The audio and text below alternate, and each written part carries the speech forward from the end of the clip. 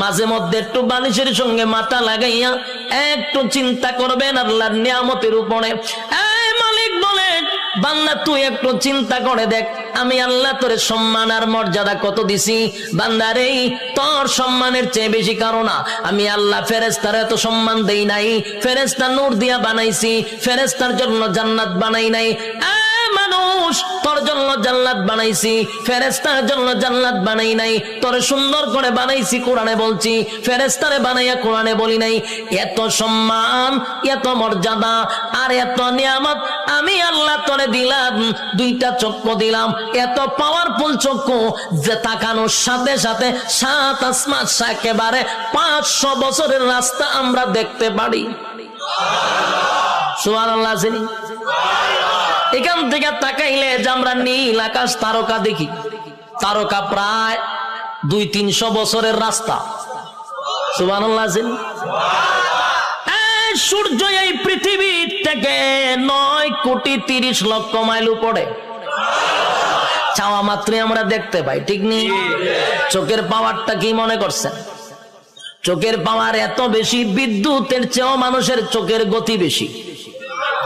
বিদ্যুতের গতি হলো প্রতি সেকেন্ডে 1,86,000 মাইল বেগে যায়, আর আমাদের চক্ষু এর থেকে হাজার হাজার কোটি গুণ মাইল উপরে যায়। আল্লাহ এত পাওয়ারফুল দুইটা চক্ষু আমাদেরকে দান করছে।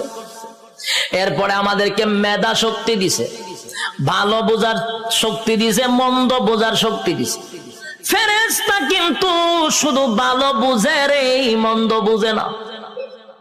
শয়তানরে আল্লাহ শুধু মন্দ বোঝার তৌফিক দিছে, খারাপটা খালি খারাপ বুঝে, ভালো বুঝে না। আর মানুষ ভালো মন্দ বোঝার তৌফিক দিছে, কথা হয় না? এতগুলো নিয়ামত আল্লাহ দিলেন, হাঁটার জন্য পা দিলেন, হাত দিলেন, চক্ষু দিলেন, মাথা দিলেন, এত সুন্দর করে কাঠামো দিয়া মানুষ বানাইলো। বান্দা কেন বানাইছি? গোলামি করবি আমি আল্লাহ। আর আল্লাহ বলেন তুই আমার গোলামি করবি।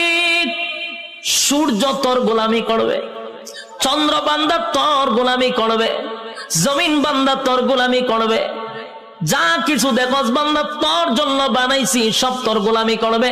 তুই শুধু আমি আল্লাহর গোলামি করবি।